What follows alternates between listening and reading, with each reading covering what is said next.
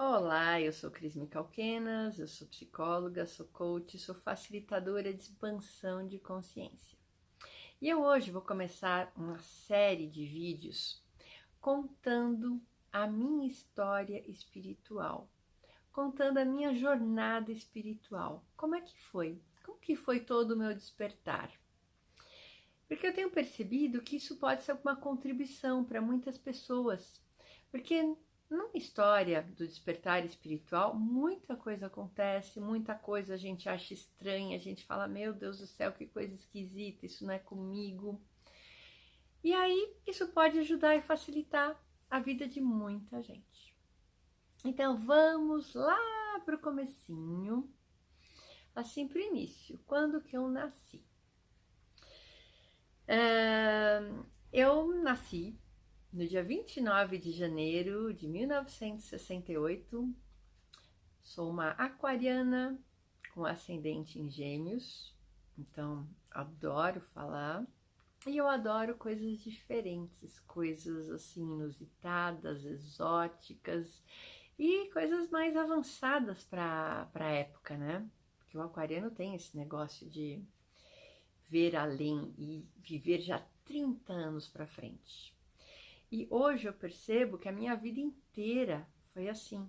Eu sempre estava muitos anos à frente de muita coisa. Hoje as pessoas estão falando assim normalmente sobre reiki e todos esses tratamentos há 30 anos. Eu já fazia tudo isso, já atendia nessas linhas, fazia cursos, então toda vez eu sou a primeira a estar fazendo e descobrindo um curso novo. Então, voltando, eu fui esperada como se fosse um menino. Então, meu quarto, quando que eu nasci, era todo azul. Porque meus pais desejavam e achavam que eu seria um menino, né? E nasceu a Cris, uma menina. E tudo bem. Tanto que o azul é uma das cores favoritas que eu tenho. Amo azul, amo verde. E eu descobri que eu sou do raio azul. O raio do fazer, do poder e da ação. Sabe aquilo, vamos pegar e fazer? Eu pego e faço. Isso eu fui descobrindo com o tempo. Eu nasci numa família de classe média. Eu nasci numa família com uma vida econômica bem confortável, classe média, tive boa escola, boa saúde. Fui privilegiada com tudo isso. E também por uma mãe e um pai muito amorosos, avós também super amorosos. Então, minha mãe, ela estudou a vida inteira em colégio de freira. Ela, na época da escola, era a filha de Maria, mas ao mesmo tempo ela gostava de espiritualidade. Então a gente ia na missa nos domingos e uma vez por semana frequentava um centro kardecista. E depois, quando que eu fiz 11 anos de idade, nós mudamos de bairro. Nós morávamos antigamente no Sumaré e depois a gente foi para as Perdizes. Assim, atravessando a rua era o Colégio Batista Brasileiro. E aí, onde que eu fui estudar? No Colégio Batista Brasileiro. Então, eu ia na missa, estudava no Colégio Batista e frequentava centro kardecista. Essa é uma das coisas, né, do início da minha formação. E nunca houve problema de uma religião interferir na outra. Não tem, cada uma tem uma parte da mensagem, é um ponto de vista diferente. E eu tive o privilégio de ver todos esses pontos de vista. Então, quando que eu estava no Colégio Batista, eles falam muito de aceitar Jesus. E eu aceitei Jesus. Eu lembro, eu tinha 11 anos de idade. E uma das aulas chamava-se Assembleia e o pastor, tinha um pastor lá, pastor Valdeci, que era assim uma das pessoas mais lindas que eu conheci, super animado, brincalhão. E ele fazia assim uma palestra pra gente. uma vez por semana, todo mundo do colégio se reunia lá no auditório e a gente ouvia essa palestra, ele falava de Jesus, a gente cantava os corinhos, né, que são hinos para Deus, o louvor para Deus. E na igreja católica era bem diferente, então eu curti isso também. Eu aceitei Jesus, eu percebi que sim, Jesus está no meu coração e ele que comanda a minha vida. E hoje eu já tenho uma outra visão disso. Foi maravilhoso eu ter aceitado Jesus, porque isso é muito real. E eu hoje compreendi o que é aceitar Jesus. É realmente você sair assim do teu ego, da tua cabeça, entregar a tua vida para um ser superior, que na realidade é o Cristo interior seu. Esse é o Cristo interno. Que depois de um tempo eu fui descobrir isso, né? Que todos nós temos um Cristo interno, que é um dos nossos corpos e uma das nossas frequências vibratórias. Então, na hora que você aceita Jesus, aceita Cristo, você muda a tua energia e você permite que a tua centelha divina, o seu eu superior, o teu lado mais divino, comece a, não digo controlar você, a guiar teus passos. Sabe aquela frase que seja feita a tua vontade e não a minha? A tua vontade é a vontade da tua parte mais divina e não da tua cabecinha. Essa cabecinha, ela fica enrolada em um monte de problema. Ela fica enrolada em um monte de trauma e drama, não é? Eu posso dizer, porque eu também fico. E tem umas horas, nossa, que a gente se enrola mais ainda. Parece que quando você tá mal, quando você tá com raiva, quando você tá magoado, quando você tá com medo, quando você sente culpa, o que que acontece? A tua energia cai lá para baixo, não é verdade? E aí você parece que fica cego.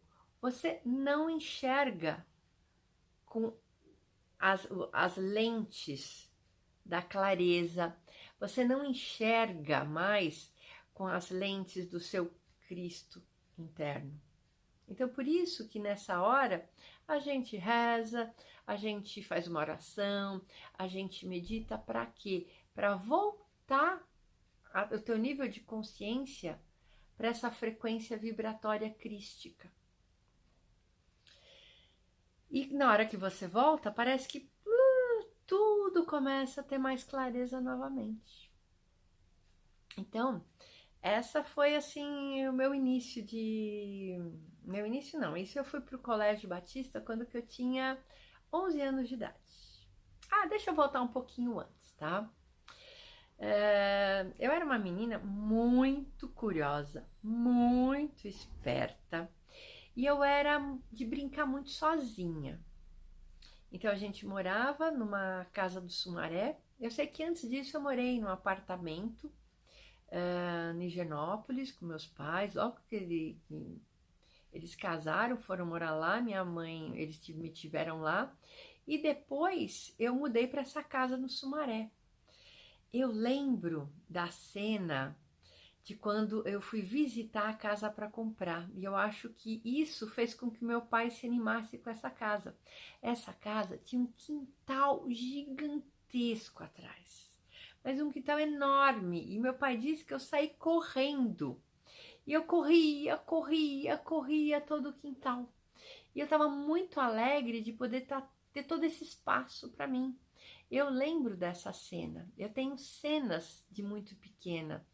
Isso eu devia ter mais ou menos uns 2 anos de idade, por aí, alguma coisa nesse nível. Eu era bem pequena ainda. E fomos morar no Sumaré. Depois eu lembro que meu irmão, quando eu fiz 3 anos de idade, meu irmão nasceu. 3 anos e pouquinho de diferença, né? Meu irmão nasceu. E só que eu era muito no meu canto.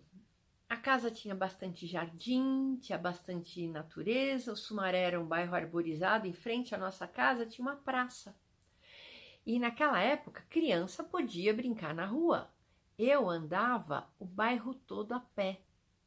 Então, acho que desde pequenininha, eu saía com meus 5 anos de idade, batia o portão e eu ia brincar na rua. Antes a minha empregada ia junto, mas depois não. Eu saía, levava os cachorros para passear, eu pegava os cachorros de todos os vizinhos. Eu fiz amizade, né? Que eu sou cachorreira, né? Adoro cachorro, gato. Ops, minha gata, ó, falando nisso, minha gata quase derrubou a câmera agora. Então, e eu pegava os cachorros dos vizinhos, que eu via que os donos não levavam para passear. Eu, 5, 6 anos de idade, levava os cachorros dos vizinhos para passear. Tinha as minhas vizinhas, que eram as amiguinhas, que a gente brincava uma na casa da outra. Aí, na hora do almoço, a gente voltava, almoçava e ia para a escola à tarde. Então, eu tive uma infância muito feliz e muito livre. Subi em árvore. Eu lembro que lá perto do... Quem é dessa época vai lembrar, a Rede Tupi, Canal 4. Era lá no Sumaré. E tinha, assim, uma montanha toda gramada que meu pai me ensinou a pegar um papelão e descer esse gramado todo de papelão. Então, adorava fazer isso. Eu tive carrinho de rolemã também. Então, gente, vocês não podem imaginar a infância que eu tive. Eu brinquei na rua, eu pulei corda, joguei amarelinha com as vizinhas na rua, brinquei com tudo quanto que é bicho, fui arranhada por gato estranho, aí minha mãe ficou com medo, me levou. Lá tem na Paulista tem um lugar assim que ela fala, será que ela tá com raiva? Aí eu fiz exame para ver se eu ia pegar raiva do gato, sabe? Um monte de coisa aconteceu comigo. Me machucava, ralava o joelho, patinava, andava de bicicleta. Eu era uma criança muito livre e muito independente. Desde brincar sozinho, quando eu era pequena, eu adorava, assim, sabe? Brincar com tatu-bola. Eu ia na terra, catava os tatuzinhos, aí eu brincava com os tatuzinhos, fazia comidinha para eles com folhinha, fazia casinha com caixinha de slide. Então, eu me divertia muito. Eu tinha, sabe, aquele fogãozinho de plástico, as panelinhas. Então, eu brinquei muito, muito, muito, muito. Me diverti minha infância inteira. Aí eu estudei numa escolinha que era, acho que uns 200 metros de casa, na rua de baixo. Uma escolinha super pequenininha e uma escola com um método construtivista, né? Então, a escola puxava da gente toda, sabe, a criatividade, ajudava o meu ser a me desenvolver quem eu sou. E eu lembro muito de um professor de matemática que eu não entendia o que era a aula dele. Eram umas cartinhas que ele fazia, a gente tinha que ordenar aquelas cartinhas. E eu falei, gente, que aula divertida, né? Porque era uma cartinha, de repente, uma bola, aí uma bola azul, uma bola amarela, uma bola verde. Depois tinha uma cartinha com duas bolas vermelhas, 2 bolas azuis, 2 bolas verdes, 2 bolas amarelas. E a gente tinha que ordenar as colunas e as linhas. Hoje eu sei que isso trabalhou muito meu cérebro para organização, para a previsibilidade. Então eu fui estimulada em muitas coisas interessantes. Uma outra coisa interessantíssima que eu tive na minha vida, meus avós. Como eram meus avós? Então, do lado materno, eu tinha o vovô Lalau e a vovó Helena, que eles eram mais ricos, e meu avô tinha uma empresa, eles sempre viajavam para fora, então era o lado da família mais rico. E tinha a vovó Vera e o vovô Casimiro, que eram os pais do meu pai, que era o lado mais pobre, mais simples. Mas eles tinham uma vida boa, só que numa casa muito mais simples, e era um lugar que eu podia fazer tudo. Eu tinha permissão para tudo. Tudo que eu não tinha na casa dos avós ricos, eu tinha na casa dos avós pobres. Então, com a vovó Vera, minha avó paterna, eu aprendi a costurar na máquina, porque meu avô era alfaiate. E ela, desde pequena, quando eu era pequena, me ensinou a fazer roupinha de boneca. Eu tinha joguinho de cama, tudo com rendinha para minhas bonecas. E eu aprendi a costurar com eles. Eu aprendi a fazer muita coisa que a outra avó fala, não, é perigoso, não pode entrar na cozinha, não pode isso, não pode aquilo, com a vovó Vera e o vovô Casimiro. Aprendi a andar de metrô com o vovô Casimiro. E eu gostava de andar de metrô, e ele sempre, a gente ia andar de metrô, ele comprava um saco de bala. Sabe aquela bala frumelo que grudava no dente? Então eu adorava aquela bala. E aí, com os outros avós, era mais assim, restaurantes, ir no cinema, coisas mais sofisticadas, viagens, se comportar toda certinha, tá arrumadinha, limpinha. Então eu tive esses dois lados. Um lado moleca de rua e um lado menina toda certinha. Tinha piano, aula de piano, todas essas coisas eu fiz. E eu pude curtir tudo. Isso que foi legal. Eu experimentei tudo.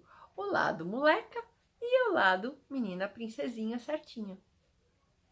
E tudo isso ajudou a ser quem eu sou hoje em dia. Tem muita coisa que eu percebo que não tem mais função na minha vida. Crenças, coisas que eu peguei deles, tem muitas que eu agradeço, honro, e foram deles, e eu vou fazer hoje diferente. Mas tem muitas que me trouxeram ser quem eu sou hoje. Eu sou muito grata por tudo isso. E tem mais uma coisa. A gente, nas férias, ia pro sítio.